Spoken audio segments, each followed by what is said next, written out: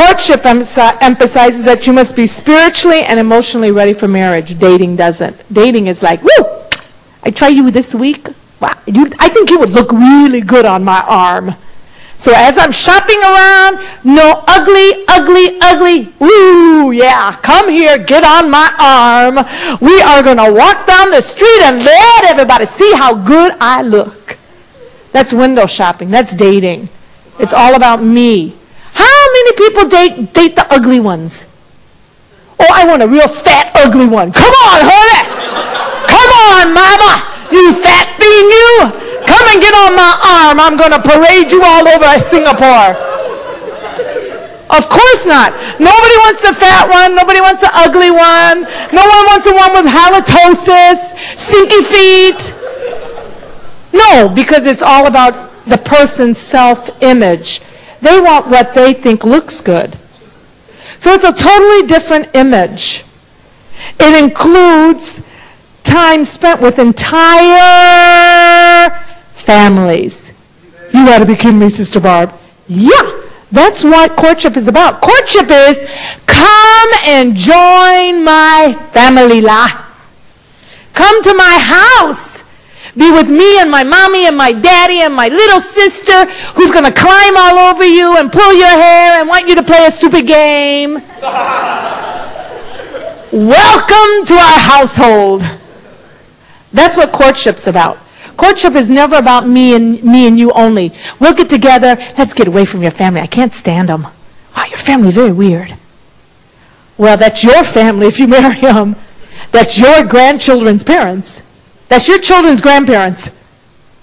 It is never about just two people. Remember I said dating is solitude. Courtship is getting to know entire families. It includes group activities compared to just me and you going off. It includes ministry opportunities. Instead of, oh, I give up my ministry.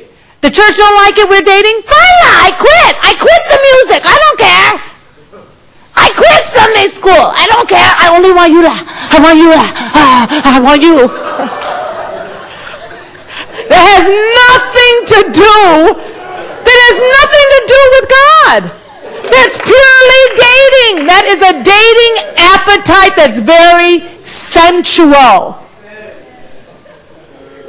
It includes ministry. If you ever, listen to me, young people, if you ever have somebody who says, we give up the ministry.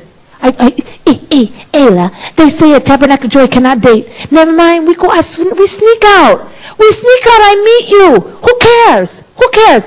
If they don't like it, kick us out. I don't care. I don't need the ministry.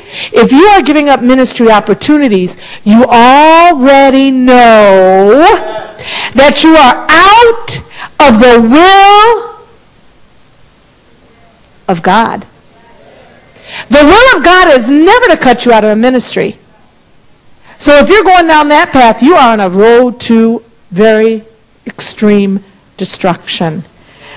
Courtship emphasizes ministry opportunities. That's where you're saying, I'm finding somebody who's going to help me be more than I ever was by myself. Courtship emphasizes practical, one-on-one time alone. One-on-one time alone in isolated areas. No, it does not. So that's not correct. I was cutting and pasting. Fix that, M-Cube. Courtship emphasizes entire families. Just take that right off that line. That's not correct. Courtship looks beyond the physical focus, and it focuses on the most important. Now again, let me tell you, that does not mean you're going to have to marry a really ugly, ugly, god-awful, disgusting, hair coming out of her face looking girl. God is not going to do that to you. God is love. He's not going to the rest of your life you have to wear a blindfold. You are now Zorro. Welcome to the Zorro ministry. God does not do that to you. But it does, you have to look past just the physical. That is dating. Dating is purely just physical, all right? How to find the right one. Next one. Obviously, I'm not getting very far. I'm telling you too many funny stories that it's about my own personal life. I could tell you stories till I blew in the face. I had too many experiences. I'm too old already. How to find the right one. Okay, this is very important because this is typical. I've got an example of here. We have a 36-year-old woman or man. Just pick 36 out of the blue. Hello, if anybody hears this, it was not because you're 36 years old and I knew it and I'm using you for an example. We have a lot of people that are at this age that get very touchy. Very difficult because they feel the pressure. Not because they're bad people, but they feel the pressure of society. Wow, you're 36 and you still don't have a life. You know, the mother, when are you going to get married every time they walk in the house? Did I ask you this 5 times today? Here's the 6th time. You know, it's a lot of pressure. A lot of pressure from society, which is so wrong. We do not want to pressure you in the church. God, we open this whole thing saying God has a plan for you. Who am I to say if your plan is 38, 39, or never? Whatever your plan is, but God knows.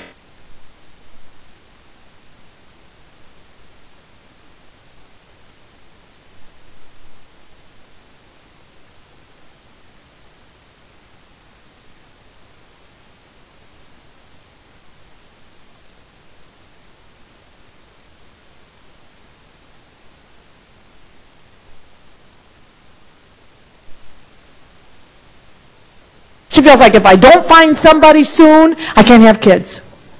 And if I don't have kids, I can never be happy. If I don't have a family, I'm a failure. Because this is what society has told the person. So as a result, this person says, I must maximize my opportunities. Okay, I'm going to come up with a plan. I'm going to maximize my plan. I will plan to go and find him if he doesn't find me. I am clever and I can do this. I'm going to maximize my opportunities and I'm going to travel the globe and I will find Mr. Right, no matter if he's hiding in the byways, no matter if he's in a little podunk village. I will travel and I will search with my big magnifying glass and I will find you, Mr. Right. Don't get scared. I'll find you. So she comes up with places to go, things to do, people I should connect with. You know a lot of people. You could possibly have a lot of people that could be Mr. Right in your group. I'll go with you. And how about you? You know many people there? They search and they plot and they plan and their energy and their virtue is spent trying to find the right one because the clock is ticking.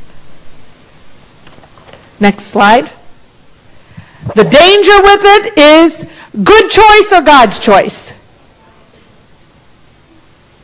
They have focused on, they need, instead of focusing on finding Mr. Right, they should, and what God has planned for them to do in this interim time of their life that they are alone, if they have the desire to have a mate, is that they are to focus all of that energy on being the right person God wants them to be.